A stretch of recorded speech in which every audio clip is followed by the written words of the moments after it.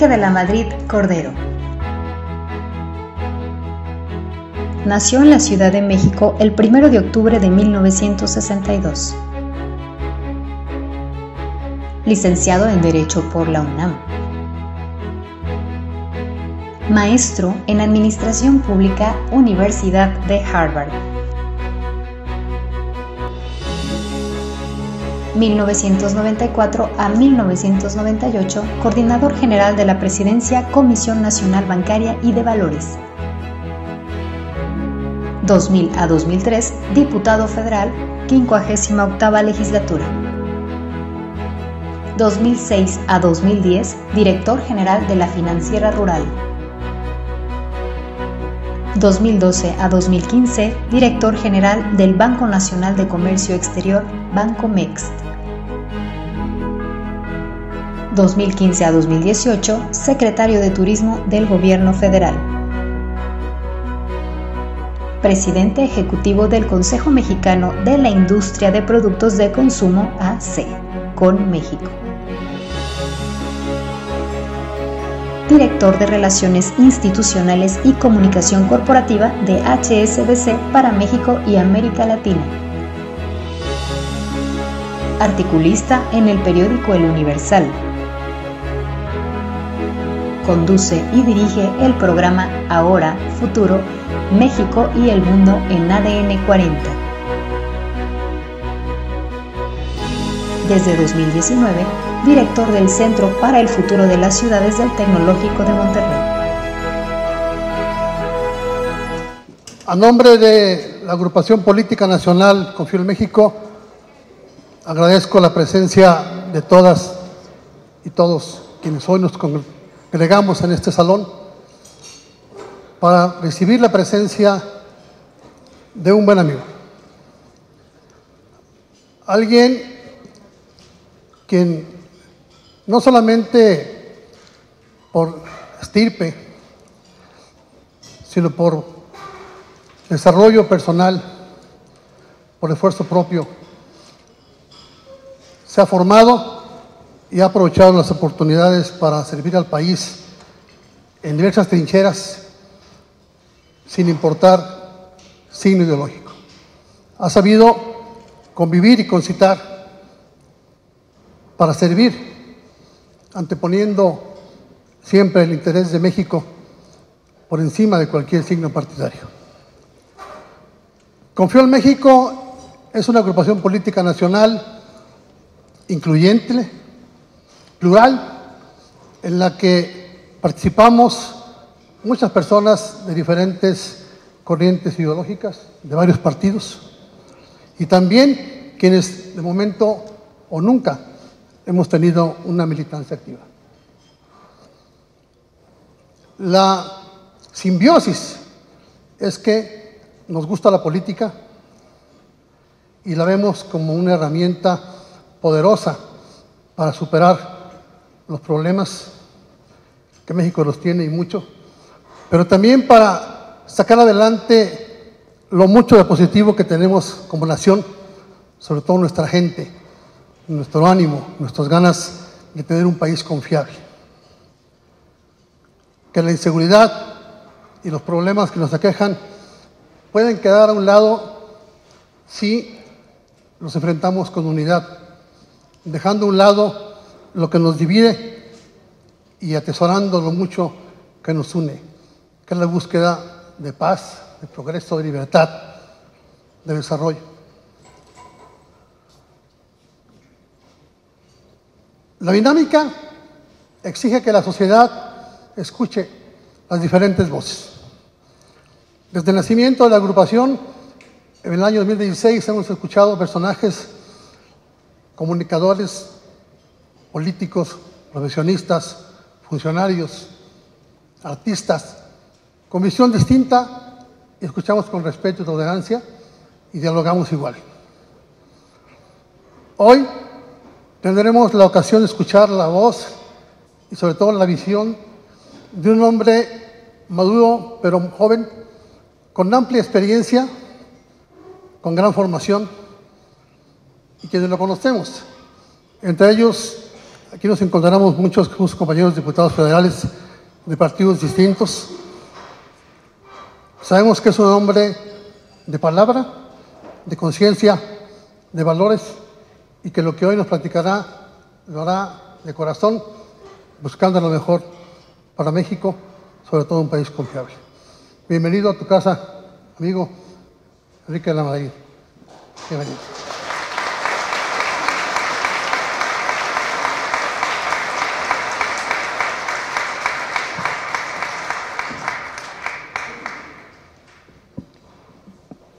Pues antes que nada, muchísimas gracias, Salvador, por estas palabras, por esta introducción. Yo estoy muy contento de estar aquí en Guadalajara, aquí en Jalisco, también estar en este centro de exposiciones, porque veníamos platicando en el camino. Me trae por muchas razones gratos recuerdos de estar aquí. Una, cuando fui secretario de Turismo, aquí hicimos, creo que fue el primer tianguis turístico que me tocó a mí, e hicimos un espectáculo, una cosa así novedosa, porque creo que el turismo se presta a eso, ¿no? A hacer espectáculo, a hacer algo diferente, a llamar la atención. Y la verdad es que fue un evento muy emotivo y lo hicimos en este lugar maravilloso.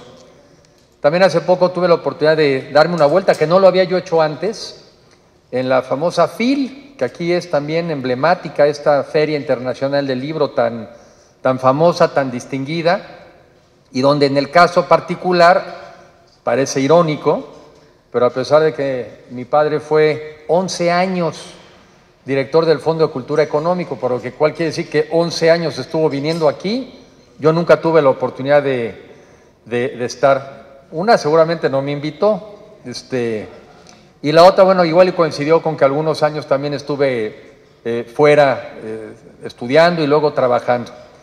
Y conozco este estado y esta ciudad por diferentes razones. He estado, cuando fui director de la financiera rural, me tocó conocer la parte de este campo tan dinámico, tan competitivo que hay en Jalisco. Me tocó también, como director del Banco Nacional de Comercio Exterior, más bien ver la otra parte, la parte de los electrónicos, ¿no? La parte de la manufactura que también tiene este estado.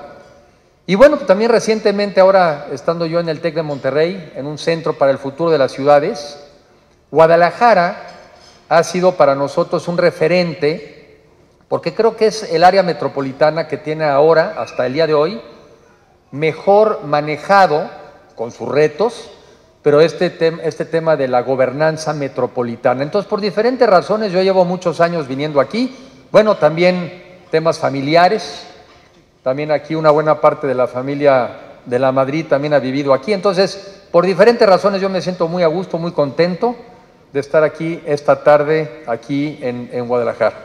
Y también agradecerle a Salvador la invitación de poder dialogar, de poder conversar con ustedes, porque creo, como dice él, que estamos en un momento donde los mexicanos tenemos que dialogar, tenemos que hablar entre nosotros, tenemos que escucharnos.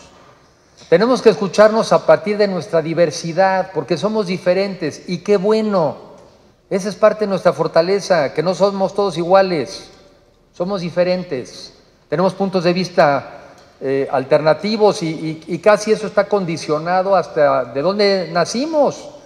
Si nacimos en un estado del sur, nacimos en el centro, nacimos en algún estado del norte, eso nos hace diferentes y no pasa nada. Pero también hay que recordar qué nos hace únicos, qué nos une. Pues nos une ser mexicanos de entrada, que yo creo que es un privilegio haber nacido en este país. Un país que tiene tanto, que tiene cultura, que tiene gastronomía, que tiene historia, que tiene geografía. Yo que tuve la oportunidad de estar en el turismo, bueno, que tiene tantos lugares maravillosos y sobre todo que tiene, y de eso quiero hablar un poco más, tiene una vocación de grandeza, que no nos la creemos, porque no sé si está, dónde se nos fue metiendo este tema, donde a veces no nos la creemos, pero somos un país con vocación de grandeza, el tamaño del país, la población, la ubicación geográfica, prácticamente estamos destinados a ser un gran país. Leía yo ayer creo que en algún documento de la OECD señala que México en los próximos años debería de estar entre los primeros 7 países más grandes del mundo. Y bueno, hoy en día más bien al revés, nos vamos alejando. Éramos la economía 15 y creo que ya andamos por ahí de la 16 o la 17, o sea que vamos a tener que hacer un esfuerzo enorme de regreso. No sé por dónde empezar, porque pudiera uno empezar primero por reconocer problemas, hay que reconocerlos. Yo digo que cuando menos 3 muy graves nos tienen hoy en parte donde estamos. Una, permitimos, y digo permitimos porque no creo nunca que haya sido de forma deliberada, pero permitimos que se nos fuera haciendo una sociedad muy desigual. Y donde algunos tenemos afortunadamente un buen nivel de vida y buenas perspectivas y buen futuro, y otros no. Y esos son millones de mexicanos que prácticamente están en modo de sobrevivencia. Visité el otro día el Banco de Alimentos de Puebla, que es uno de los bancos de alimentos mejor administrados, y las cifras que me daban es que cerca de 33 millones de mexicanos viven con inseguridad alimentaria. 33 millones. Quiere decir que o no comen las 3 veces al día, o lo que están comiendo no es suficiente en calidad y en calorías. 33 millones de 126 millones de mexicanos. Muchísimos. ¿Por qué es que hemos permitido como país que tanta gente se nos haya ido quedando atrás? Pues es un descuido inaceptable, y que eso hay que reconocer, pues que la gente llegó un momento en que dijo, hasta aquí, ya basta. Lo segundo también es un tema de inseguridad, que ya lleva muchos años, tampoco es que haya empezado ahora, y cada vez hemos ido perdiendo más territorio, y cada vez hemos perdido más la seguridad, ¿verdad?, de visitar y de viajar por nuestro país. Incluso son cada vez mayores las alertas que les dan, por ejemplo, a los norteamericanos su gobierno, y donde le dice, no visites esta zona, y no visites esta zona, y en esta carretera no puedes viajar de noche. Entonces, bueno, eso es algo que también es inaceptable. ¿Cómo no lo podemos arreglar? Y evidentemente también hay que decirlo, casos escandalosos, excesivos, y que se pudieron haber evitado de corrupción, son los que hizo que la gente también dijera, hasta aquí. Lo malo es que esos 3 temas no solamente no han mejorado, sino que han empeorado. Hoy hay 8 millones más de pobres que hace 3 años. 8 millones más de pobres, que eran 8 millones donde muchos de ellos seguramente eran de las clases medias y se han empobrecido, y otros son gente que nació en la pobreza, pues son pobres, pero que no habían nacido hace 3 años. Son 8 millones más de pobres. Tenemos un país más inseguro, porque también el nivel, por ejemplo, de homicidios en el país a nivel nacional es de 27 personas por cada 100,000. Es escandaloso. Y ya se acabó la historia esa de que es que nada más es entre ellos. Es nada más entre ellos. Eso tampoco es cierto, porque ellos son cada vez más. Entonces tampoco es cierto. Y bueno, de la corrupción, mejor que cada quien piense en su ejemplo. Entonces, de lo que se trata es, por otro lado, de reconocer que tenemos más país del que a veces la mayoría sabemos que hay. Porque tú le preguntas a una persona joven si cree que se puede ser un país desarrollado en esta generación, y la respuesta que te dirían es, pues claro que no, no se puede. ¿Cómo vamos a ser un país desarrollado si somos un país tan inseguro, tan pobre y tan corrupto? Y uno le dice, oye, no, esos son nuestros problemas, pero eso no nos define. Esos son nuestros retos, pero los problemas no nos definen. Y tenemos mucho más activos que pasivos, y por eso sí podemos aspirar a ser un mucho mejor país en los próximos años. Y dejen poner algunos ejemplos, que muchos son de aquí, del México que sí somos. Somos, por ejemplo, el 7º productor de vehículos en el mundo y el 4º exportador de vehículos del mundo. Ya alcanzamos los 3 millones de vehículos que producimos. Somos el 10º país productor de alimentos en el mundo. Pues ¿cómo no que nos dicen que no somos soberanos y autosuficientes y que el campo está abandonado? Pues si así Somos el 10º productor de alimentos en el mundo. Somos el 7º productor de proteína animal. Somos el 4º productor de cerveza, pero el primer exportador. Somos de los principales proveedores de la industria aeroespacial. Sí, hay muchos lugares aquí también y en otros estados donde estamos armando motores y andamos armando aviones. Y también llegamos a ser el 6º país más visitado del mundo. Así como vamos a llegar a ser, debiéramos de llegar a ser las primeras 7 economías del mundo, en turismo llegamos a ser el 6º país más visitado del mundo. Entonces aquí mi argumento es que sí tenemos base, sí tenemos una plataforma a partir de la cual aspirar a más. ¿Aspirar a qué? Pues a eso, a ser un país desarrollado. ¿Y qué es eso? Pues es un país de clases medias. Un país donde la gente ganamos lo suficiente para comer bien, sano, 3 veces al día. Donde nos alcanza para vestirnos bien, para tener una vivienda digna, sea propia o rentada. Que tengamos acceso a educación y salud de calidad por el solo hecho de ser mexicanos. No importa dónde laboras, dónde trabajas, en qué dependencia, en qué empresa, por el solo hecho de ser mexicano tienes derecho a educación y tienes que tener derecho a la salud. Y la otra, que podamos vivir en tranquilidad, seguros, y como a veces digo, ¿y qué tiene de malo que te sobre también un dinerito? Pues para pasarla bien, para salir, para disfrutar, para viajar, eso, nada más eso, pero nada más ni nada menos que eso. Y eso sí se puede en los años por venir si hacemos lo correcto. 4 razones por las cuales se puede, además de la plataforma de la que salimos. Hoy en día hay un conflicto entre Estados Unidos y China. Bueno, ¿y a nosotros qué? No, sí, porque ahí en China hay empresas europeas, americanas, asiáticas, que se van a salir de China para poderle seguir vendiendo a los Estados Unidos. Muchas de esas empresas van a ir a dar a Estados Unidos, pero muchas de esas otras debieran de venir a dar a México. ¿Para qué? Pues para producir empleos. Si esas empresas vienen a México, entonces los empleos no están en China, están en México.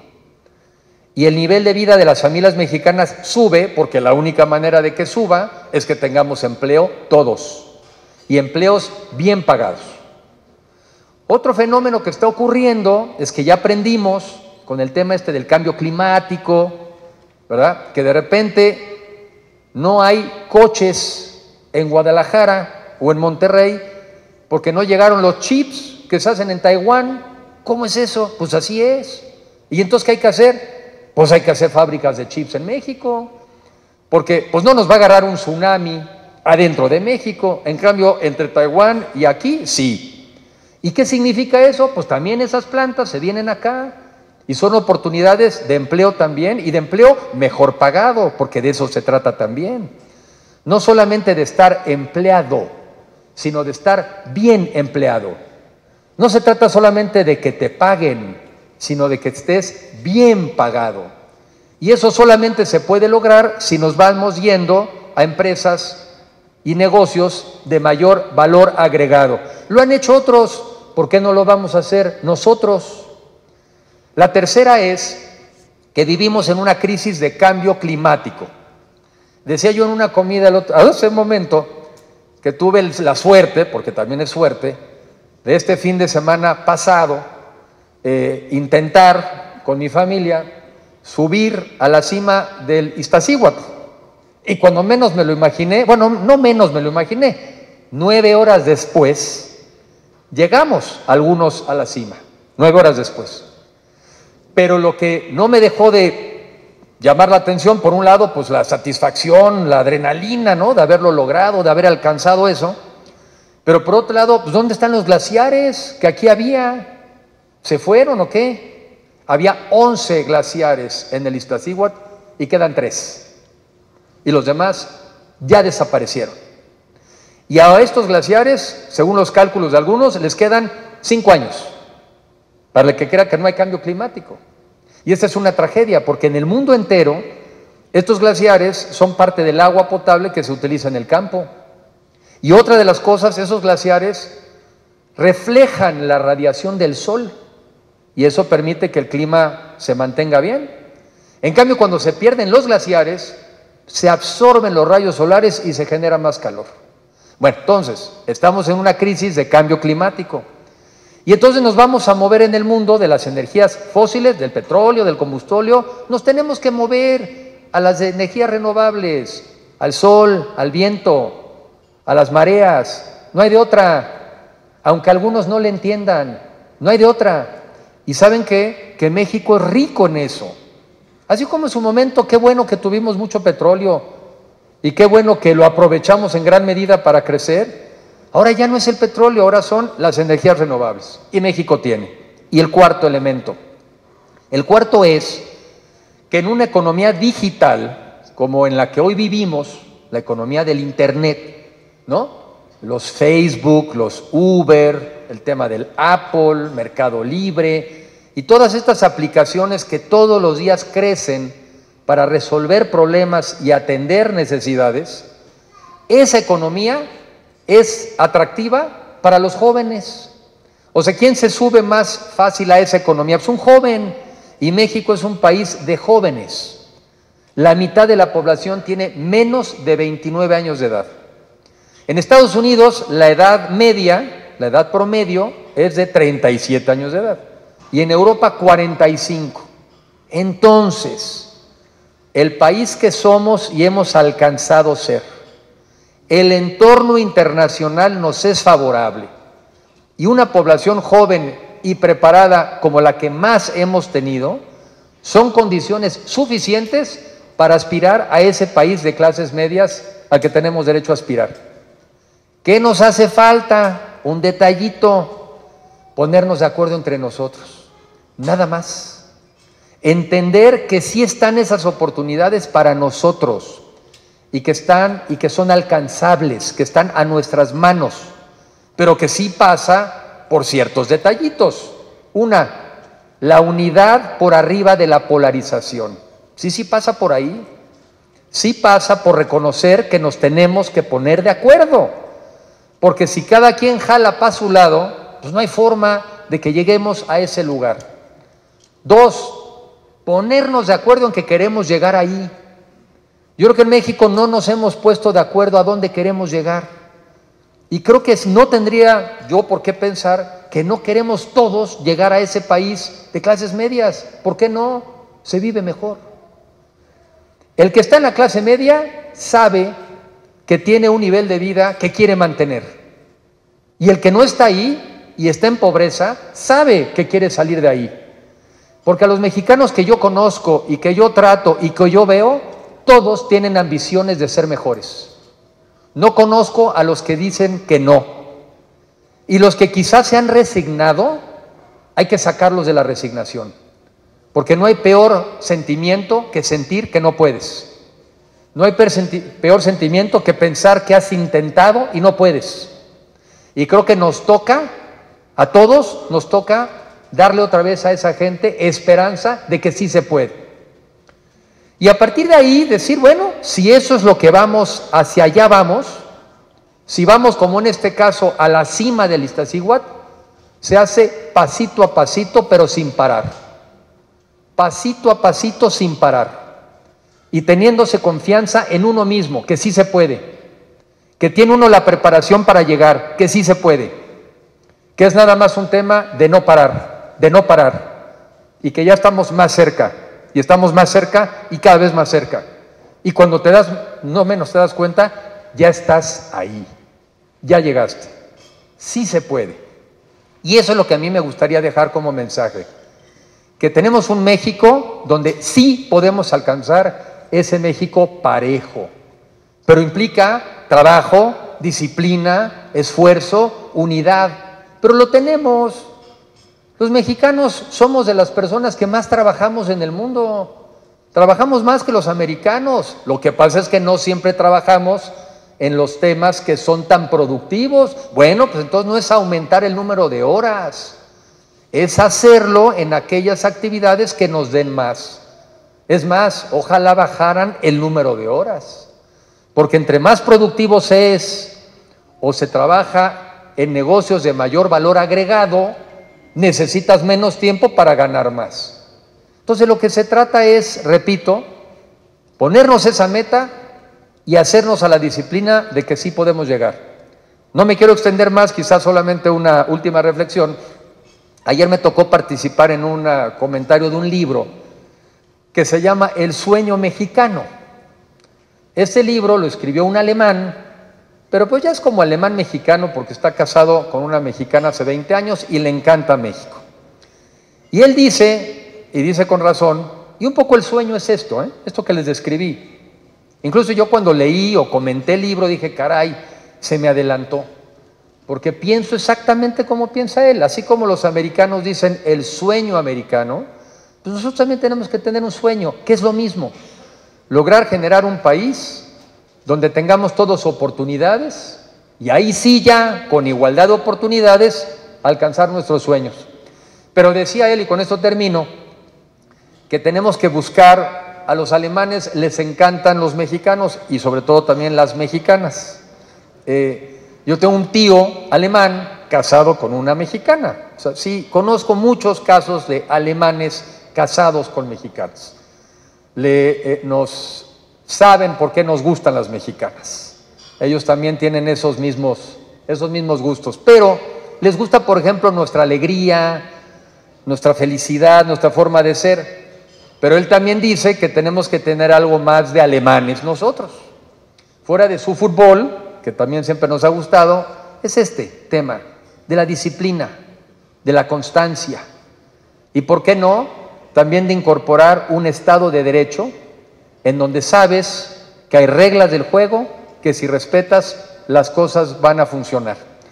Yo agradezco mucho, Salvador, la invitación. Lo que hacemos luego en estas oportunidades, si así lo desean, pues es intercambiar puntos de vista. Yo ya puse los míos, pero con mucho interés en escuchar los suyos y sobre todo agradecer, Salvador, esta convocatoria, que de lo que se trata, y como lo dijo en un principio, que los mexicanos nos hagamos a la disciplina de conversar entre nosotros, de escucharnos y de buscar cada vez más en esto en lo que coincidimos, que estoy seguro es mucho más en lo que coincidimos que las diferencias que tenemos. Y si hacemos eso y aprovechamos el contexto internacional, México se vuelve desarrollado en esta generación que estamos viviendo nosotros. No hay de otra, sí se puede. Muchas gracias. Internacional, íbamos a Estados Unidos y yo pedía que tuviéramos alguna participación en medios, en prensa. Tú pensabas que, bueno, que todo iba a ser lo que te iban a preguntar, lo que tú querías, y al poquito tiempo, luego, oiga, ¿qué está pasando en materia de inseguridad y qué ocurrió en estos temas? Entonces, yo ahí me di cuenta que como secretario de Turismo yo tenía que participar en los temas de inseguridad, porque era el tema o uno de los temas que más nos afectaba. Ahí también nos tocó ver el tema de las alertas del gobierno americano, que por obligación, por ley, ellos tienen que avisarle a sus funcionarios y tienen que avisarle a sus ciudadanos donde hay zonas donde hay peligro, y ellos están obligados a informárselo. Eso lo descubrimos, o yo lo descubrí, pues justamente yendo a platicar con el propio, en ese entonces la embajadora, ¿no?, o el embajador, yendo al Departamento de Estado de los Estados Unidos, en fin. Entonces yo creo que la manera de enfrentar esto, y lo que hicimos, esa va a ser mi respuesta, es meterse al tema. Concretamente yo me metí en dos temas, en dos casos, uno en Cancún y en otro en Los Cabos. Yo había descubierto antes a este grupo de México SOS que encabeza Alejandro Martí y que ha venido creciendo a lo largo del país, y donde son mesas de diálogo, donde en esas mesas están sentados los empresarios de la ciudad, de la localidad, acuden los funcionarios estatales, municipales, la policía, el ejército, y ahí se platica del tema y se va llegando a acuerdos. Ahí también, en su momento, yo vi que había recursos en la Secretaría de Gobernación, fondos que, si se llegaba a convenios entre los municipios y la Secretaría de Gobernación, había recursos para fortalecer a las fuerzas policíacas, ¿verdad? De entrenamiento, en fin. En Los Cabos hicimos un evento para también darle visibilidad y repito, firmamos el gobierno federal, el estatal, el municipal, los empresarios, el ejército, la armada, y en un año sí vimos resultados significativos de mejora, porque lo que se hace es que todos nos involucramos y todos asumimos una responsabilidad. Cancún fue más difícil, primero porque es más grande, porque también es una sociedad en donde quizá la parte empresarial está menos concentrada y bueno, pues es más complejo, es mucho más grande y los resultados, por lo menos en el periodo en el que yo estuve, fueron menos favorables. Pero los que a mí me generan mucha optimismo es que si nos sentamos en una misma mesa y otra vez compartimos el diagnóstico y vemos dónde están los problemas, oye, mira, aquí está la debilidad de las policías, mira lo mal pagadas que están, mira que no tienen equipo, ¿no? ¿Qué podemos hacer? Pues invertir en cuarteles, pero también ves otros temas que vas aprendiendo, de los cuales voy a comentar. Esa es la manera de enfrentarlo, y sí se puede. Y tiene que ser de lo local hacia arriba. Aquí lo que hay que ir haciendo es aquí rescatando los territorios desde lo local y evidentemente en una extraordinaria coordinación entre el municipio, el estado y la federación, pero también entre la sociedad. No hay de otra. Y ahorita platico un poco más de los muchos temas que hay que enfrentar, porque, por ejemplo, en Cancún aprendí el tema de los niños de la llave. ¿Y qué es eso? Pues es que las mujeres se van a trabajar a los hoteles, y cuando los niños regresan de la escuela, les ponen una llavecita para que cuando regresen a su casa se encierren. Entonces quiere decir que también tenemos que como sociedad ir pensando en qué herramientas le vamos a dar a las familias para que también las familias tengan a sus hijos seguros. Venía platicando yo en el camino acá con una doctora en sociología y una de las cosas que ella estudió es lo útil y lo importante, por ejemplo, que son las escuelas de tiempo completo cuando tienes una sociedad donde tienes muchas madres solteras que trabajan.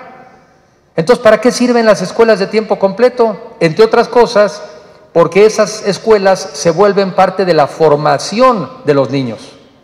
Y no solamente les garantizan comida a los niños, les garantizan también un entorno, les ayudan a hacer las tareas y le ayudan a la familia a atender el tema.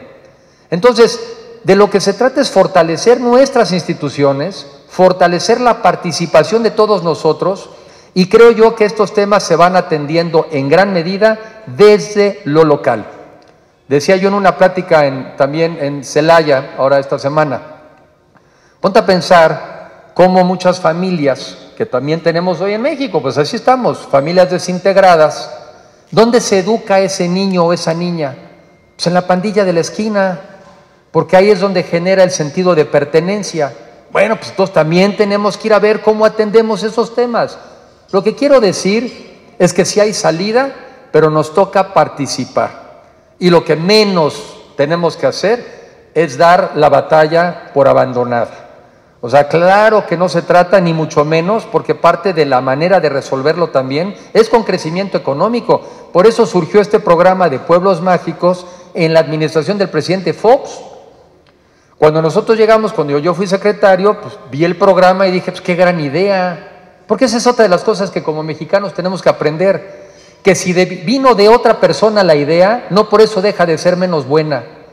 Y si la idea tiene sus méritos, lo que a uno le toca es montarse sobre las buenas ideas. Solamente así se tiene éxito. Cuando construyes a partir de lo hecho bien por otros y cambias lo que puedes hacer mejor. Y bueno, yo creo que el programa de Pueblos Mágicos es un gran programa. Cuando yo lo estudié, vi, por ejemplo, en lugares como Tequila, cómo aumentó el número de visitantes y por lo mismo cómo aumentan las inversiones y por lo mismo cómo aumentan los beneficios. ¿Por qué? Porque le da visibilidad al lugar, es una marca. Entonces, bueno, pues mi respuesta es que hay que trabajar en el tema de la inseguridad y la manera de trabajar es haciéndolo de alguna manera como comenté, y no nos podemos dar el lujo de perder ningún pueblo mágico en ningún lugar. A ver, ¿qué sí del pasado? Buena pregunta, José Luis, porque yo me resisto. Una, porque yo soy parte también del pasado, pues no más faltaba.